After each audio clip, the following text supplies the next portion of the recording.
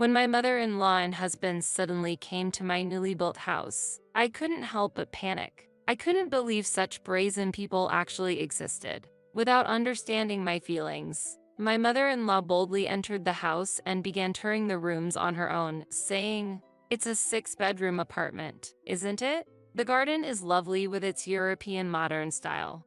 The bathroom is spacious with a jacuzzi, and it's equipped with the latest facilities. Actually, I convinced Bill to come back. I told him Brenda seemed to be having a tough time and that he should return to help her. You must be struggling too, right?" She said as if doing me a favor and laughed. "With a house like this, I could even move in." At that moment, something snapped inside me and laughter welled up. "What's so funny?" Thinking I had gone mad, my mother-in-law stepped back a bit.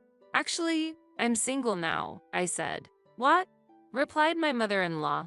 I still laugh when I remember her expression at that time. I should have told her not to be too surprised to keep her surgically fixed face intact. "My name is Brenda. I turned 30 this year. My childhood was a bit unusual. My father was a professional wrestler and my mother ran a club. They met at my mother's club, fell in love, and got married. Neither of them was tied down by family life. They both enjoyed their freedom. I was raised more by my grandparents and the nursery than by my parents, but I could feel that my parents loved each other and loved me.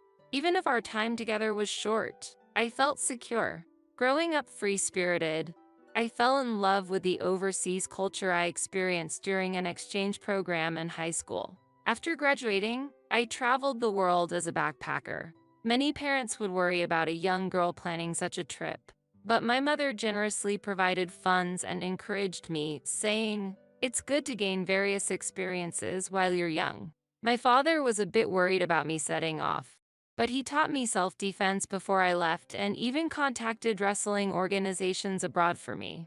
Thanks to that, I traveled to many countries with peace of mind, and I still keep in touch with the benefactors I met during my travels by email.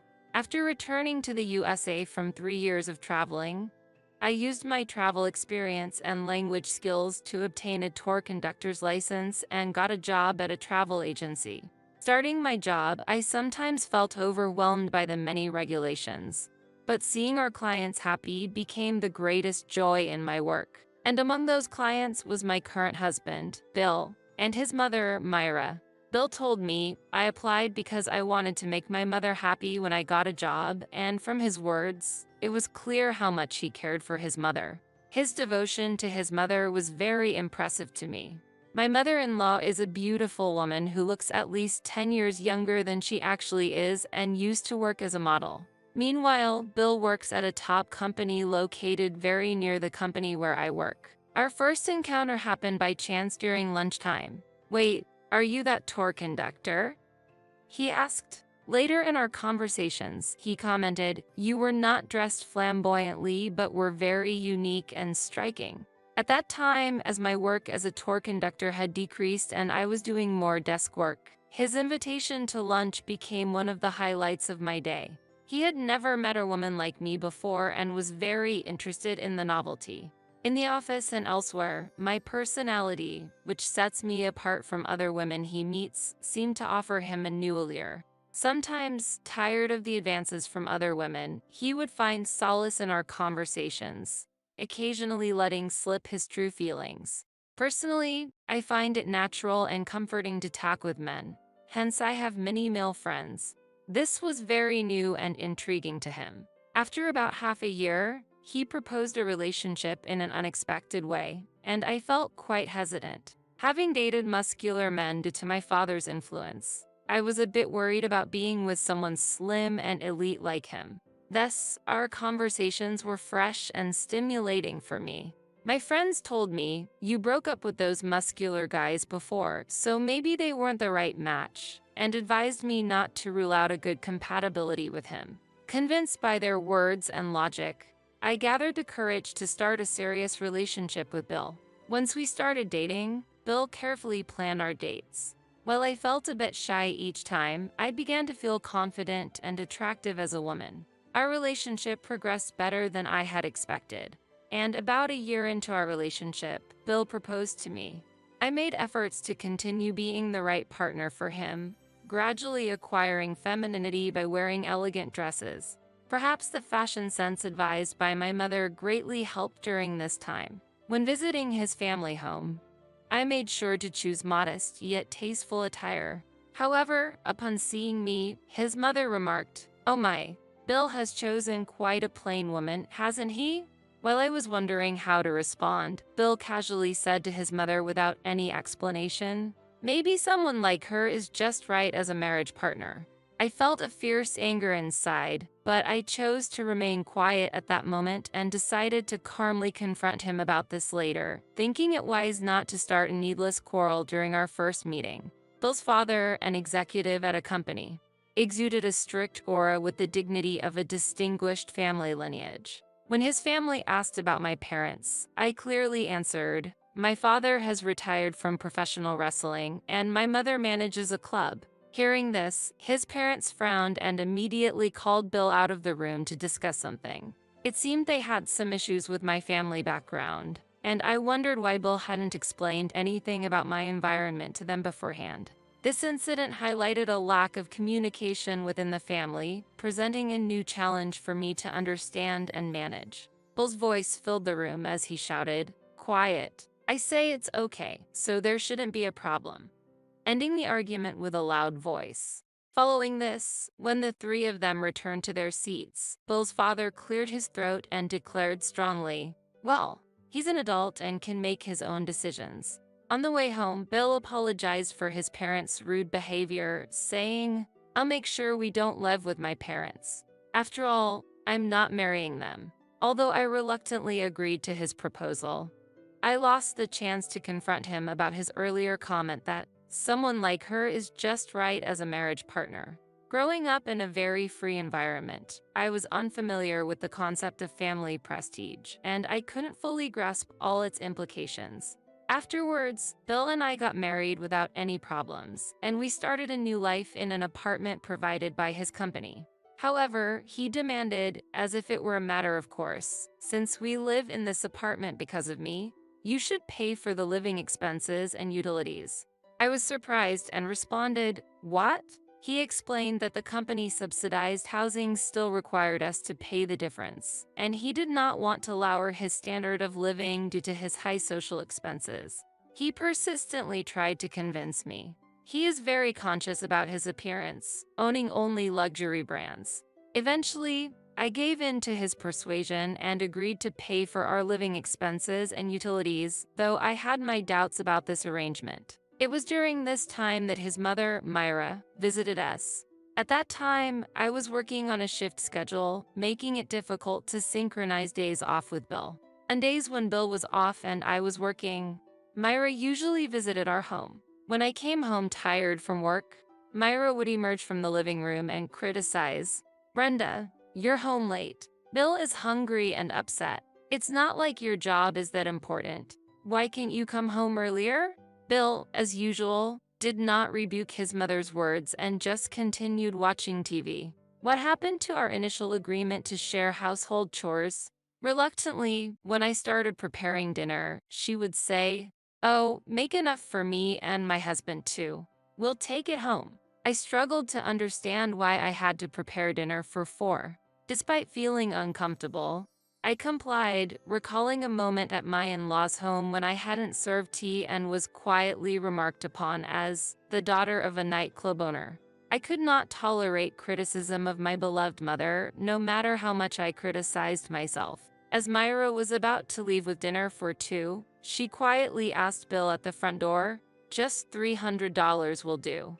Despite appearing wealthy, Myra consistently took money from Bill and even took home dinner for two. While I suspected there must be some circumstances, I never asked for specifics. Though I understood his devotion to his mother, I questioned why he continued to give her money at her whim even after our marriage. In a rare occurrence, Myra visited on my day off and asked me, "Brenda, I need your help. Can you lend me $500? I'll pay you back soon." This was the first time she had directly requested money from me. When I asked, "What's wrong?"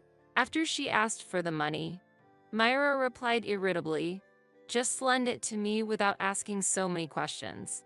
Have you ever thought about who's responsible for the comfortable life you're leading? Upper class people have their reasons. Angered by her entitlement, I firmly responded, I'm sorry, but I cannot engage in financial transactions with family without a formal agreement. Myra twisted her face and snapped, this is unbelievable. I wonder why Bill married someone like you. And stormed off. Soon after, I received a call from Bill, who said, Mom's upset and says you were rude to her. Did you do something? I told her I couldn't lend her money. I replied honestly, to make such a fuss over such a small amount. You could have just lent it to her, he scolded. Why should I have to pay as well? You always give her money. I retorted, slightly angered. Bill sighed and said, well, the upper class has its expenses. It might be hard for you to understand, echoing his mother's rationale, and accused, you must have said something awful about her, right? Don't say such things. I really want you to stop, I pleaded, hurt by the baseless accusations. If you're saying you didn't, maybe you said it unconsciously. That's pretty serious, he suggested. This incident created a significant rift between us. I couldn't forgive him for believing his mother over me. Following this, our life together became tense and silent. During this strained period, I received the heartbreaking news that my mother needed surgery for cancer. Unfortunately, it was too late, and she passed away shortly after. My father and I were consumed by grief, spending our days in tears. After my mother's 7th-day memorial, when I returned home, Myra visited and stated bluntly, just so you know, the inheritance is marital property. Make sure Bill gets his share. The club my mother managed was well known in the entertainment district, and it was clear she had considerable assets. Angered by their audacious claim on the inheritance, I raised my voice. Why should I give anything to you too? Startled by my pushback, but quickly regaining her composure, Myra looked at Bill and said triumphantly, see, this is her true nature when you're not around. I was right all along. Bill looked at me disdainfully and said, really, she is like that. Good thing I prepared this, as he pulled out a divorce paper from the dresser. This marked a pivotal and painful moment in my life, confronting not only the loss of my mother but also the potential end of my marriage. When Myra mockingly laughed and showed me the signed divorce papers, saying, here's the divorce form. You'll be divorced if you don't apologize. I grabbed the papers and firmly declared, I will not apologize. If anything, you two should be the ones apologizing. In response, Myra, her face red with anger, shouted, Bill, let's go home. I can't stay with this woman. You deserve someone better. And she pulled him towards the door. Bill followed his mother and left through the front door. I was so frustrated by the situation that I broke down and cried right there. 3 months passed without any communication between us. While I was organizing things in my new house, the doorbell rang unexpectedly. To my surprise, it was Bill and Myra standing there. Myra, now seemingly cheerful and different from before, greeted me with a smile. Brenda, you've built such a wonderful house. You should have told us sooner. Confused, I asked, why are you here? Bill explained. Actually, when I went to the apartment to pick up some stuff, I saw you moving. I was curious because you went in a different direction than back to your parents' place. I followed you here. I had no idea you were building such a house. Despite my protest, hey, you can't just walk in like that. They didn't seem to care and began looking around my house. As they entered the spacious, old-fashioned style living and dining room, Myra exclaimed, wow, it's so big. It's like a model home. Bill's comment came off somewhat condescending. I'm impressed by the sense. You're doing well, aren't you? In reality, the interior selection was done by a professional coordinator, not by my personal taste, but I didn't bother to correct them and remained silent. Yes, I had invested $800,000 in this house, and it turned out beautifully. Trying to keep my irritation in check, I calmly asked, what do you want? If there's no particular reason, please leave. Myra feigned disappointment dramatically. Brenda, that's harsh. I really regret what happened before, she said while continuing to open each door in the house, commenting, It's a 6-bedroom apartment, isn't it? The garden is lovely with its European style. The bathroom is spacious with a jacuzzi, and it's equipped with the latest facilities. Clearly, there was no sign of genuine remorse. As my irritation grew, I raised my voice. So, what do you want? Twisting gracefully, Myra said, actually, I convinced Bill. I told him you seemed to be struggling, so he should come back to help you. You must be in trouble, right? She spoke as if doing me a favor and laughed. With a house like this, I could even move in. At that moment, something snapped inside me, and laughter welled up uncontrollably. What's so funny? Myra asked, stepping back slightly as if she thought I had lost my mind. Her reaction only amused me more, and I muttered, actually, I'm single now. Her surprised face was priceless, like a pigeon shot by a pellet gun, a memory that still makes me laugh. Wait a minute. Single? What do you mean? Aren't you Bill's wife? She asked. I submitted the divorce papers you left behind, with my name filled in, I replied. What? Myra paled and hurried to where Bill was lounging in the living room. Bill, when did you get divorced? She shouted. He was utterly baffled by the situation. Divorce? What are you talking about? Brenda wouldn't break up with me. You even said it, Mom, that she wouldn't easily let go of a catch like me. Bill responded loudly enough for me to hear in the hallway. But she submitted the divorce papers right away. I thought we weren't serious. What?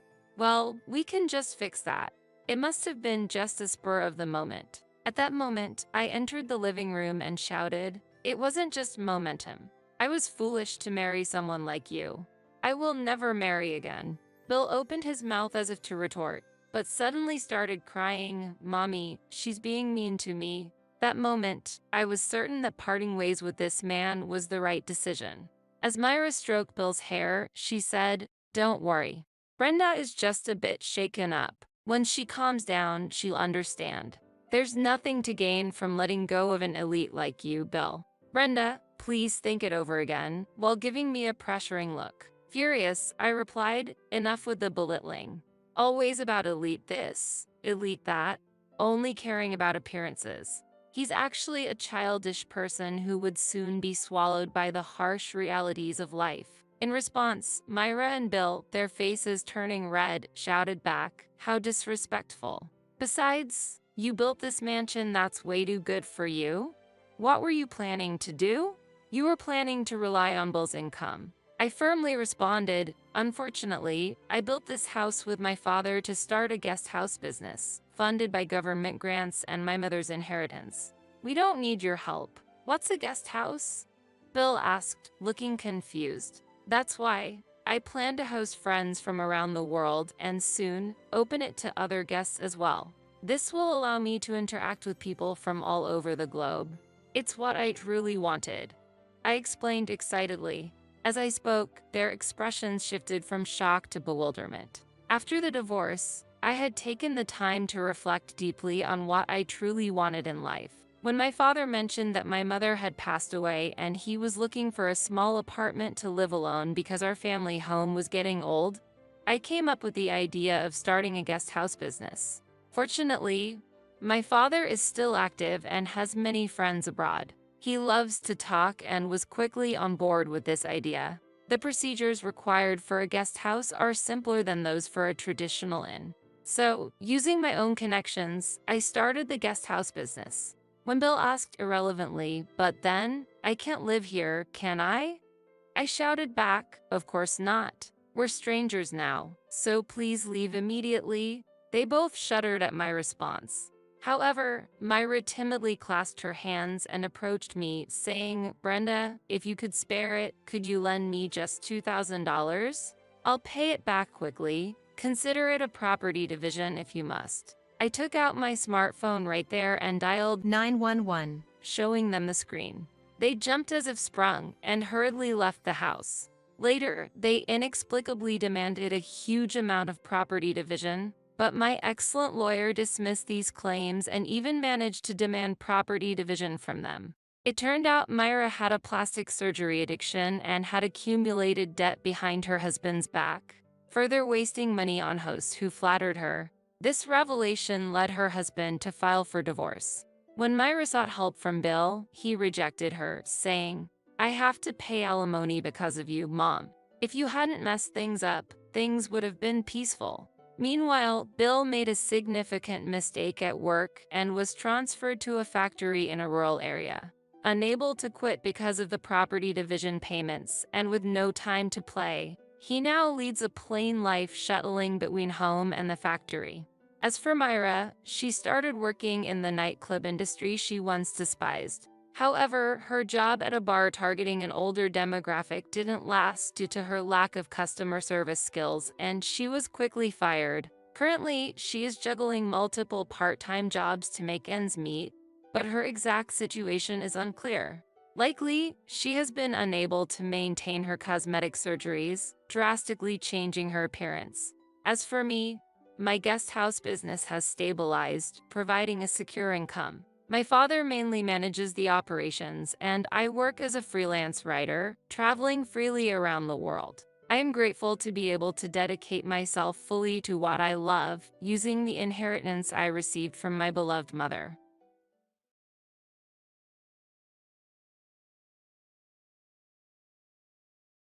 How's your life going? Are you poor? What? What are you talking about? I'm worried about you. 3 days had passed since David and his parents left. My mother-in-law contacted me. After returning from a family memorial service at my parents' home, I found that everything except my belongings was gone. Without my knowledge, they had moved out. Worried about me? You said you were working for $8 per hour, right? Who told you that? I wonder why he married such a woman.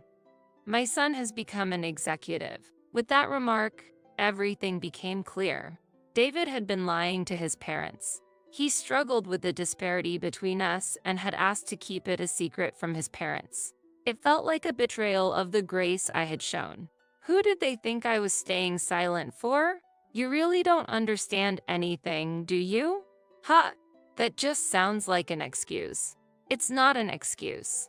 Originally, it was David who worked for $8 per hour, and I was the one who became an executive. All this time, we've been living off my executive salary.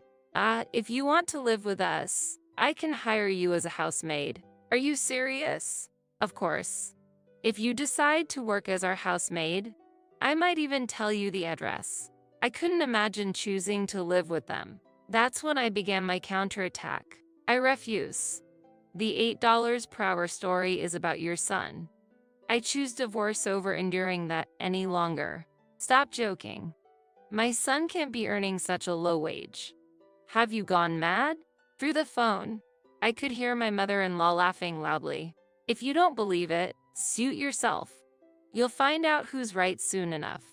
Or why don't you ask your son directly? What an unpleasant woman. I thought I help you, but I've changed my mind. That's exactly what I want. My mother-in-law seemed angry as she hung up the phone. Soon after, I received a call from David. He must have been questioned by his mother. Naturally, I decided to ignore it. I even set up call blocking. He must be panicking. I decided to enjoy a free life on my own. As a result, David and his family will face difficulties. My name is Lucy. I'm an executive at the company my late father left behind. I have 2 brothers, each holding the positions of president and vice president. Originally, I was working in a different field. That's when I met David, my current husband. It started with a drinking party I was invited to by a friend. What do you do for work, Lucy? Oh, just a mundane office job. And you, David? I'm in sales. Sales? That's impressive.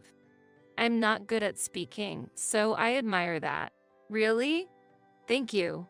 Thinking back, David may have had a tendency to exaggerate even then. At that time, I believed he really was in sales. However, as our conversation flowed pretty well, we exchanged contact information. After regular dating, we both felt comfortable with each other and smoothly moved towards marriage. I've been thinking of meeting your parents soon. Yes, we should do that. How about next Sunday? That's fine, no problem. David had told me his parents were welcoming and gentle. However, upon visiting, It was entirely different. Far from being welcomed, I felt an atmosphere of wanting me to leave immediately. My mother-in-law's attitude was especially bad. "Lucy, you work in an office, right?" "Yes, that's correct." "How much do you earn?" "What do you mean?" "Don't be silly.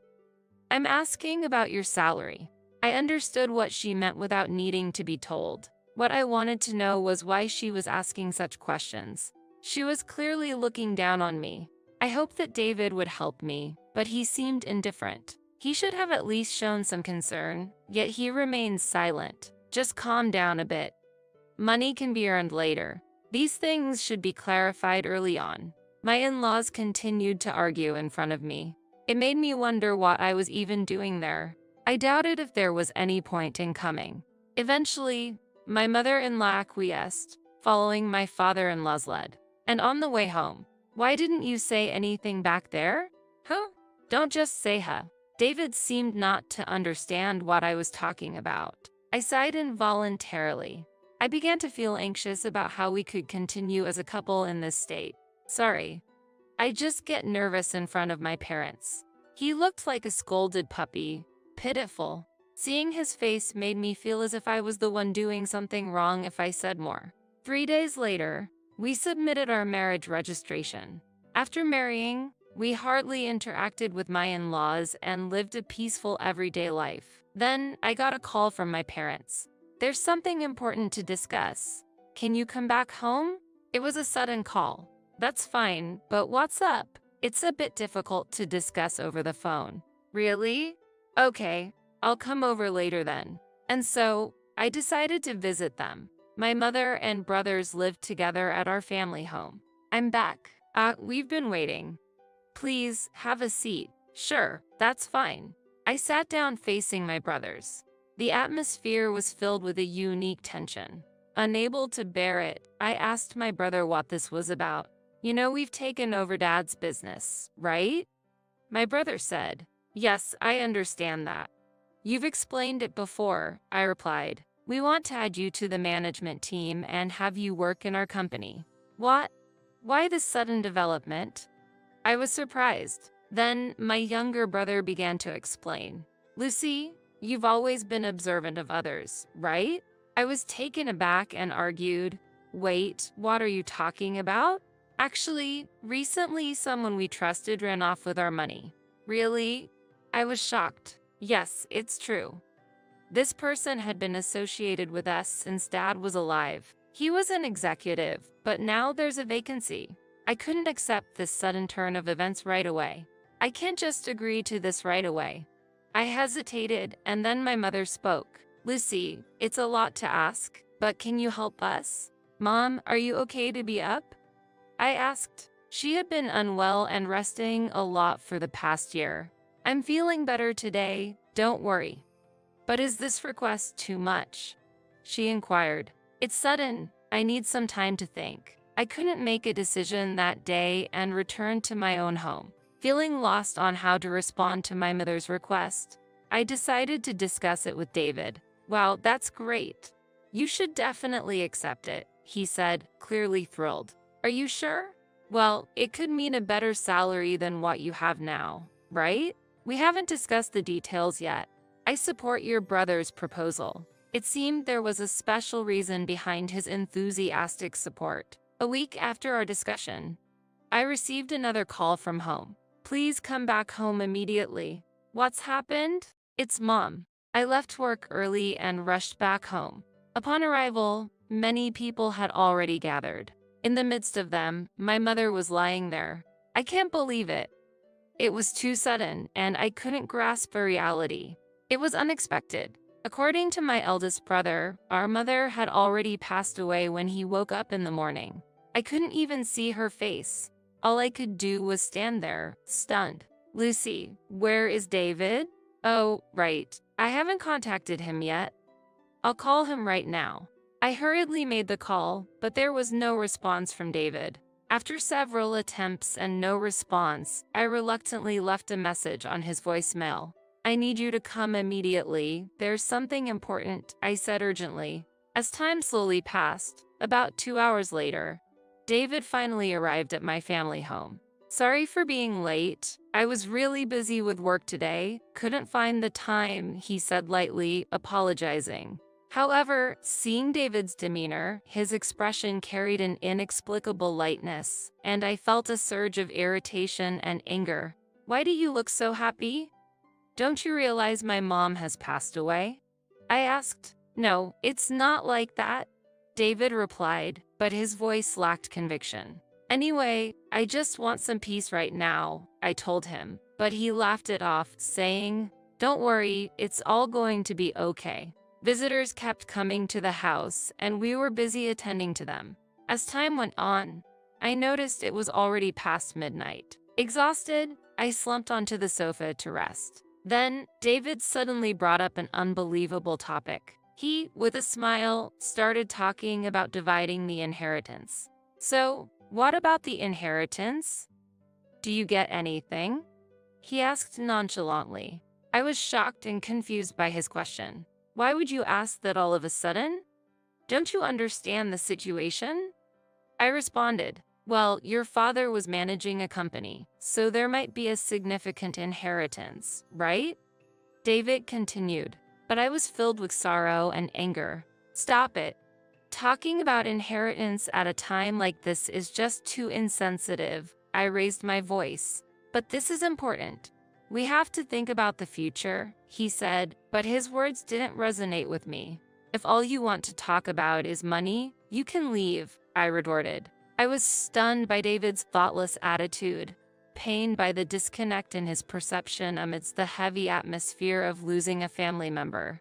The air between David and me felt completely different from before. Sitting on the sofa, I was deep in thought about how to overcome the challenges ahead, weighed down by profound grief. Okay, I understand, David replied and then really left. I couldn't believe I had to be so direct. As David left, my eldest brother entered the room. Is there a problem? He asked. Yeah, a little. It's tough for you too. It's unimaginable to talk about inheritance in this situation. Usually, such a topic wouldn't come up. Actually, I told him about you inviting me to join the company, and he was very enthusiastic about it. Maybe he has a strong fixation on money. There might be something to it. That might be true. I pondered. My brother reassured me, don't worry about us, and urged me to return to my home. Later, I attempted to call David, but he did not respond. So, I decided to contact David's parents. Lucy, we heard from David. What happened to your mother is truly unfortunate. Did he tell you anything else? Yes, he said you were trying to handle the inheritance by yourself. My mother-in-law claimed. What? No, that's not true at all. We haven't even discussed such a thing. Really? Are you hiding something? The conversation with my mother-in-law was not productive. Anyway, now is not the time for such discussions. You're quite cheeky, aren't you? I'll take that as a compliment, I replied. Then, my mother-in-law abruptly hung up the phone, unable to bear it any longer. She seemed quite angry, but it wasn't very important to me. When I got home, David was nowhere to be found that day. The next day, I confronted him. Where on earth were you? Does it matter where I was? I see. Our relationship was deteriorating day by day. A week passed with hardly any conversation. My brothers took care of the funeral arrangements for our mother. The funeral went smoothly, but David and his parents were nowhere to be seen. Amidst this, I made a decision. Brother, I'll help out with the business. Really? Are you sure that's okay? You can take more time to think about it. We were a bit hasty last time and didn't consider your situation enough. Thank you. But I've made up my mind. I'll be fine. Thus, I started my new career as an executive in my brother's company. After debating whether to tell David, I decided it was better to be honest than to keep it a secret and face problems later. I'll be busy with my duties as a director from now on. Really? Then work hard for my sake too. Of course, I will, I replied. I resigned from my job and decided to switch to my brother's company. The new job was challenging and tiring, but I found it fulfilling. 6 months later, David said something unexpected. Actually, I quit my job. What? Why so suddenly? The last job just wasn't right for me. Weren't you in sales? Sales? No, I was working in a factory. What, really? I was speechless with this shocking revelation. All this time, I thought he was in sales, but he wasn't. So, he had been lying to me since we met. You've been lying all this time. Lying about what? Forget it. It doesn't matter anymore. What are you talking about? David asked. I regretted marrying someone like him. What are you planning to do now? You don't have a job, do you? It's fine, you're here. You're a director, right? You must be earning a good salary, David said. Finally, I understood. David had become complacent about working. So, you were after my money. Stop talking as if I did something wrong. Besides, it's better to keep the director position a secret from my family, right? That's true. And starting next month, I have to start sending money to my family. I need your help with that. Wait, this is the first I'm hearing about this. I just decided to do it recently. Indeed, it would be troublesome if my in-laws found out, but I couldn't just accept this. But if it gets out, you'll be in trouble too, right? Ah, David said, surprised. You know, if they find out you're unemployed, they'll be angry too, right? So, you need to find some work too. What do you mean? It's a trade-off. This way, both our secrets are safe, right? That makes sense. So, we agree on this then. All right, I don't want to worry my parents, so please help me. David reluctantly agreed. However, I had no intention of continuing this situation indefinitely. Afterward, David started a part-time job as per my suggestion, but he was only earning a meager $8 per hour. He wasn't working full-time, and his lifestyle was more akin to that of a free-spirited student. Moreover, he was spending his earnings on gambling. Why don't you go out sometimes? It's not good to always stay at home. Well, don't worry about me. Let me live as I please. Eventually, David seemed to forget the secret we were hiding. From that time, he became increasingly unmanageable. Despite being only a part-timer, he started coming home late and going out more often. Lately, you're coming home late. Is something going on? I asked. Well, there's been more overtime, David replied. But didn't you choose that job because there was no overtime? That was the case, but things have changed. And what about going out when there's no work? I probed further. I need to exercise outside sometimes, he responded, but I questioned. But why do you need to dress up for that? I felt doubtful about David's changes and kept questioning him. At first, he appeared composed, but he couldn't hide his confusion under my questioning. I can't answer everything all at once. Give me some time to think. I don't think the questions are that difficult. Just because you're an executive, are you looking down on me? Why would you think that? If you want to belittle me, go ahead. Wait, where are you going? Anywhere. It doesn't matter. It's none of your business. With those words, David left the house. How self-centered can a person be? In the end, he didn't return until morning, and when he did come home, he immediately fell asleep without saying a word. I left for work when it was time. Upon arriving at the office, my eldest brother approached me. What's wrong? You look so down. Yeah, there's a lot going on. It's about your husband, isn't it? Yes, it is. We'll talk later. Then, I joined my second brother, and the three of us had a conversation. I explained everything that had happened. You've endured a lot in such a situation. I would have divorced him immediately. I know I need to change the current situation, but do you have any plans? A little.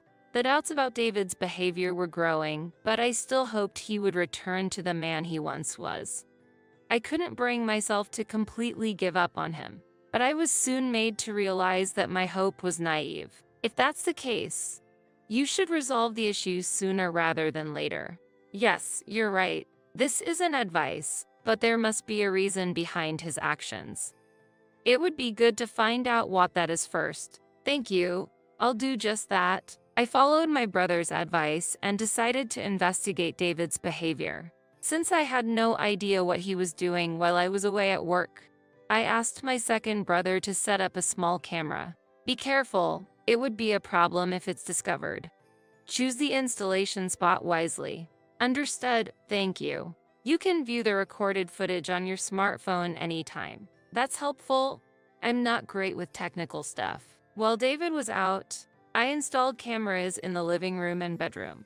I became so anxious about what the cameras might capture that I couldn't sleep at night. Then, I received a call from my mother-in-law.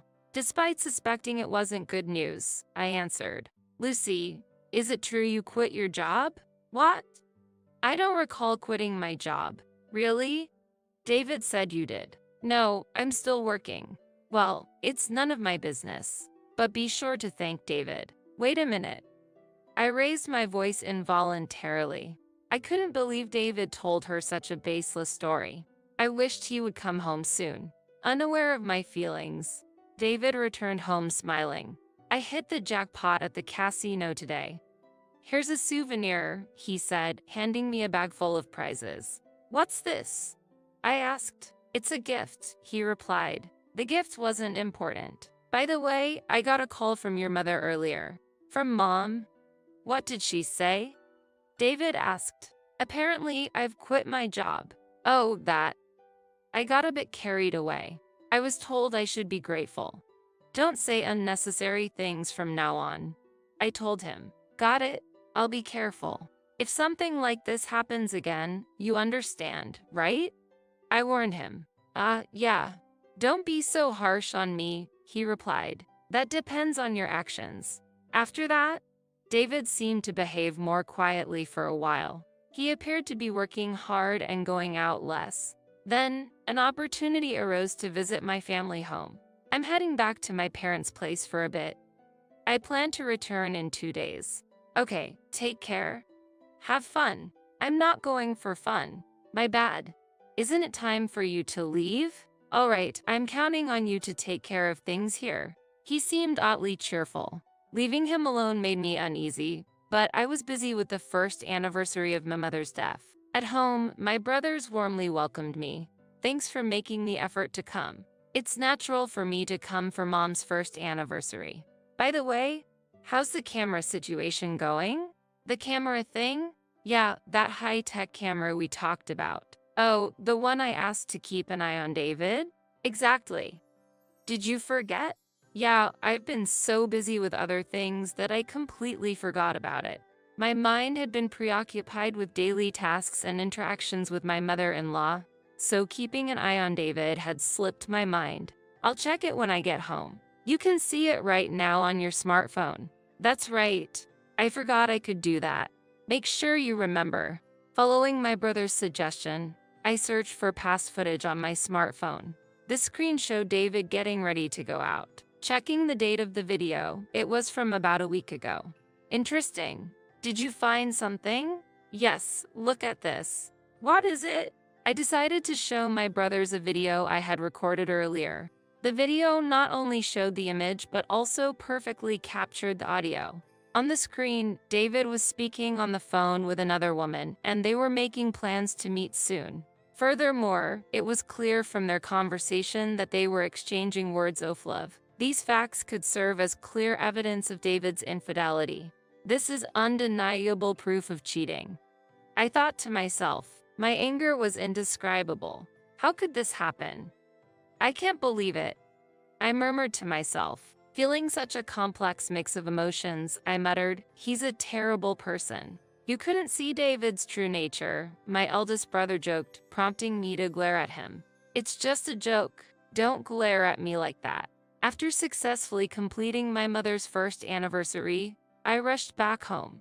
I tried contacting David several times, but there was no response. When I arrived home, everything except my belongings was gone. I was speechless. What have they done? Frustrated, I tried contacting my in-laws, but there was no response from them either. Looking around, I noticed the camera I had installed was still in place. Maybe this will give me some insight, I thought, and immediately checked the footage. On the screen, David and his parents were visible, and their conversation was clearly audible. That should be enough. I wonder what face she'll make when she gets back. Let's go. We have no more business here. Yes, let's do that.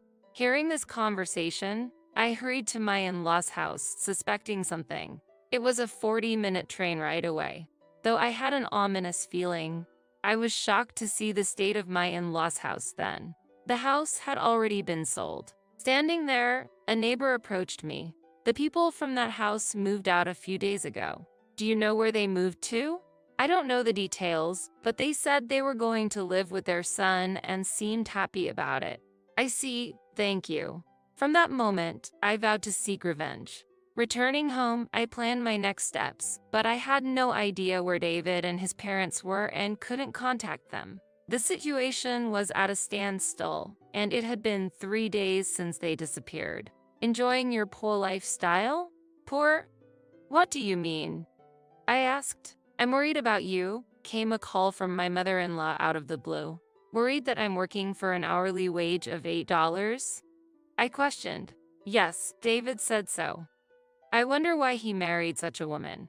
He's achieved so much more. My mother-in-law said. He said that too. I murmured.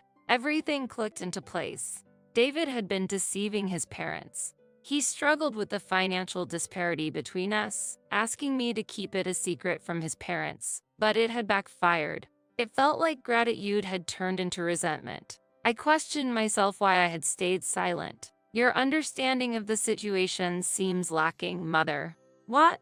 The one who doesn't understand is you. Do you believe everything David says is correct? As a mother, it's natural to believe in my son. That's truly regrettable. That's just an excuse. But it wasn't an excuse. In reality, it was David who was working for an hourly wage of $8 while I held an executive position.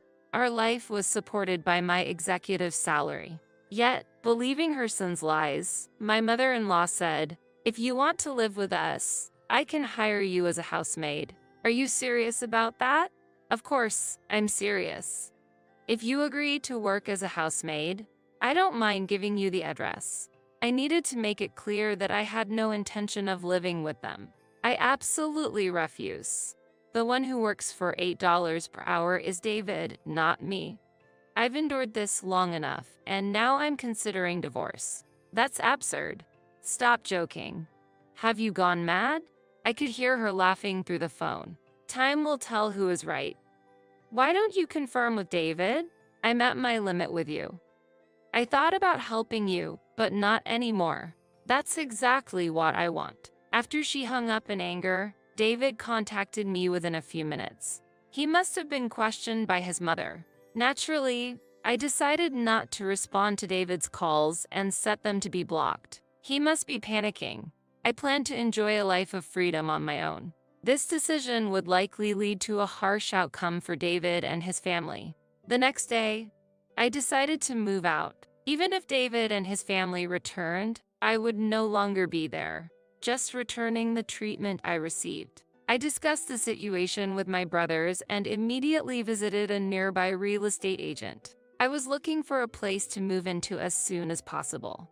There's a property available for immediate occupancy, but the rent is a bit high. That's not a problem. I'll take that property. Understood. Let's proceed with the paperwork. I completed the contract that day and contacted a moving company. Fortunately, since it was only my belongings, the move was completed quickly. After that, I relaxed in my new home, enjoying the life of living alone. 2 weeks later, I noticed many missed calls from my mother-in-law on my smartphone. David was already blocked, so I was only receiving calls from my mother-in-law. I decided to answer, even though it was a bit of a hassle. But when I picked up, it wasn't my mother-in-law but David. "Where are you?" "I can't get into the house. I've moved out." "Moved? Why?" "Why? You started it, didn't you?" "So I did the same." "Wait, what about our life together? You shouldn't have lied in the first place." "It's not my problem. But also, I'm considering a divorce." "I'll send the papers, so give me your new address." Then David started laughing. "Right? You don't know my new address. So, no divorce then." I had anticipated such a response. but I'm not one to give up easily. I may not know the address, but I won't give up on the divorce. I can find it out with some investigation. Wait a minute. It's unreasonable for us to split up. It's not unreasonable. You should tell the truth to your parents. It might lighten your heart. Fine. I'll talk to them. I can't trust your words anymore. Goodbye. After ending the call, I immediately headed to a lawyer's office. I decided to consult with the company's legal advisor, as suggested by my brother. After explaining the situation and showing the footage recorded by the camera, he agreed to take on my case. He promptly began preparing for the divorce proceedings. A few days later, I left a message on my mother-in-law's phone. Then, 7 days later, David and his family showed up at the agreed place. Thanks for coming. Let's begin the proceedings. Yes, that's why we're here. Resorting to hiring a lawyer, you must be desperate, my mother-in-law said with a laugh, but David's face had turned pale. In the end, it turned out that David had not yet told his parents the truth, but that worked in my favor. Firstly, due to David's infidelity, I will be filing for divorce and seeking compensation. What are you talking about? Please have a look at this. I showed David and his parents the footage recorded by the camera. This is the evidence.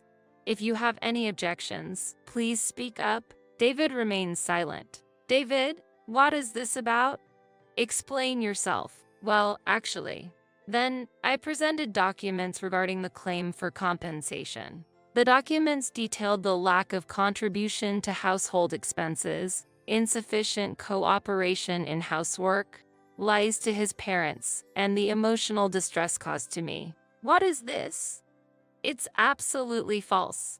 This is unacceptable. Even my normally quiet father-in-law seemed unable to contain his dismay. While I wasn't particularly interested in his reaction, I was ready to deal with him if he became an adversary. Then, please have a look at this. I handed his parents my business card. What's this? Let me see. They scrutinized the card closely. This is the reality. The truth David has been hiding all along. What about the story of earning $8 per hour? That was about David. In reality, I've been supporting our household. David waging his earnings for gambling. Hearing this, his parents turned their anger towards David. So, all the living expenses were covered by. Yes, I've been shouldering them. David, why would you lie like this? We were mistaken. It's too late now. Why did you do this? I just didn't want to worry you both. It was like a family argument. I had no more expectations from them. Please have your family quarrel elsewhere. I don't have time for this. With that, my in-laws suddenly changed their demeanor, showing an apologetic attitude. Lucy, please forgive us. We're victims in this too. Mother's right. We never hated you, Lucy. Even so, my decision won't change. Their apologies at this timing felt pathetically insincere. David remained silent, looking down. Could you sign this divorce paper? What is this? I want to end this situation quickly. You have no right to object. All right, I understand. David signed the divorce papers, holding back tears. After confirming his signature, I decided to leave the room. Goodbye, then. As I walked away, I could hear David and his parents arguing outside. Their future was uncertain, but a stable life seemed unlikely. They had managed to get by only because of my support. What an incredibly thoughtless family. Later, I submitted the divorce papers through my lawyer. Finally, I gained my freedom. Is the divorce finalized? Yes, you must already know, right? Our company lawyer is always well informed. But at least now I can relax. I can focus on work. My eldest brother said this lightly, but according to my second brother, he had been quite worried about me. It might be his way of hiding his concern. I've heard about David and his family's current situation through the lawyer. So it ended up like that. Apparently, David's mistress also disappeared after learning the truth. Naturally, I made sure to demand compensation. Then, I got a call from my mother-in-law. There's something I want to ask, she said. Given the circumstances, her request was obvious. Are you asking for financial support? Yes. We can't make ends meet. The problem started with David, you know? With three of you, you should manage. Don't say that. Can't you help us? I have no reason to help you. You should go to hell. That's what I should be saying to you. Goodbye. Currently, David and his parents are living in a cramped space. They had relied on the income they thought David was earning, not working themselves. In reality, that money had been coming from me. Now, I'm living freely on my own, unbound by anyone. Work is going well, and every day is fulfilling. Today, as I look up at the clear sky, I'm on my way to work.